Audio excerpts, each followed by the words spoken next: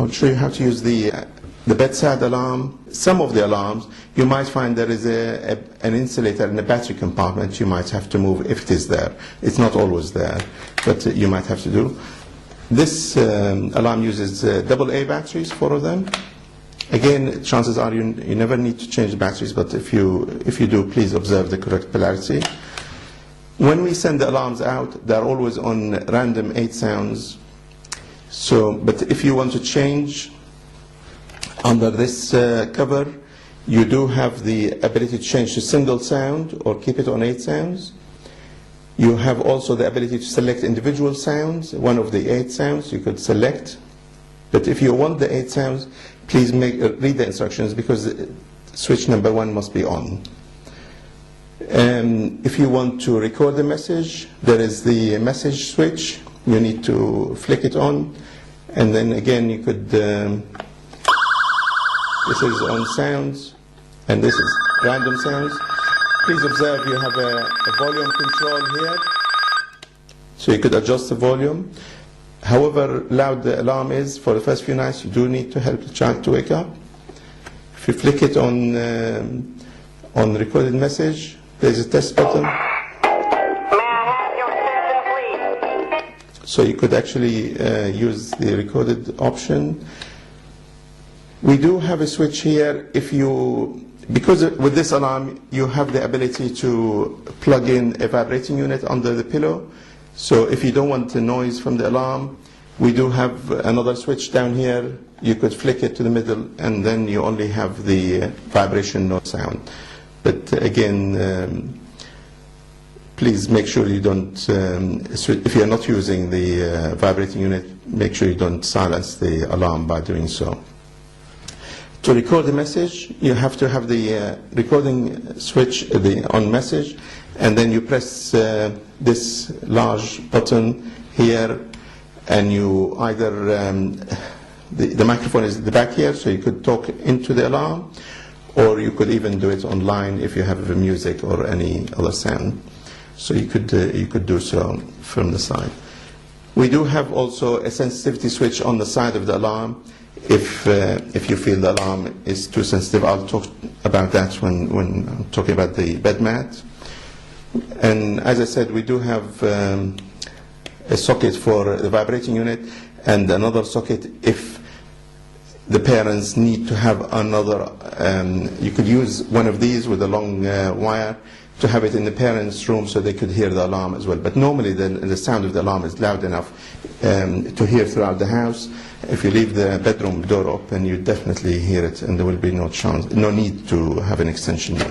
The bed mat is a single sheet, flat single sheet, with very slim connection of the wire. All the bed mats come already connected to the wire for hygiene purposes. You need to use the shiny surface at the top. You put it under the sheet, and I think you need to put maybe a pillowcase on top of it, or maybe even a bath towel, depending on how hot the duvet is, how hot the house is, and how sweaty the child is. So really need to adjust the thickness of the towel on top of the plastic mat to suit. Bear in mind there is a sensitivity switch on the side of the alarm as well if you feel it is too sensitive. You can tie the mat with elasticated bands around the bed if you wish, but that's completely up to you.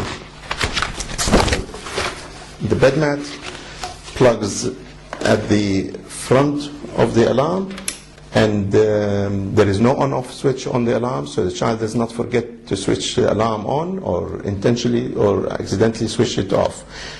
I know some people might think it's a bit silly of us not to have to unplug the mat from the alarm, but that's quite intentional, because we do need the child to really genuinely wake up and do something conscious so they could remember the event in the morning. So it might be awkward to do, but it isn't really. It's intentional as well that the child needs to unplug it. Once they unplug the mat, then they could press the reset button to switch off the alarm. So this is the bed mat alarm. We do have a very new alarm. It's the wireless alarm. This one it has a magnetic clip, so you clip it on the waistband of any normal underpants. Again, when you receive this alarm, it will have the isolating plastic piece here. You remove it and you anchor the sensor on the pants in the appropriate place by folding the material, putting it in the jaws and close it. When this alarm goes off, it actually triggers the receiver, which should be placed away from the bed so that the child has to get up and to switch it off. Please make sure the on switch is always on, and always test it before you use it, so that you know it is switched on. And they can't switch it off until they remove the sensor from the underpants, and then they have to press the button to switch it off. Again, it has to be in the same bedroom if you are treating enuresis. It isn't really, we do have, you could purchase extra receivers if you want to put one in the parents' room as well. But for normal use, the receiver must be in the same bedroom as a child, but slightly away from the bed, so that the child has to get up and make a positive conscious effort to switch it off. So I think these are how to use the alarms. This, by the way, make sure you don't leave the clip lever down, because that will activate the alarm. And please don't get around this by switching off the receiver, because in doing so the transmitter is still working, and the chances are you will flatten the battery of the transmitter. So always, please, if the LED is on, then it is transmitted, always flick the easy clip lever up so the transmitter isn't wasting the battery, and and that's the way to do it. If you do need to change the battery in this alarm, again, you need a slotted screwdriver. You have to place it in the where the clip is, turn it, and you have access to the battery. These are a 12-volt battery, A23, and please again observe the correct polarity when you are replacing it in the unit.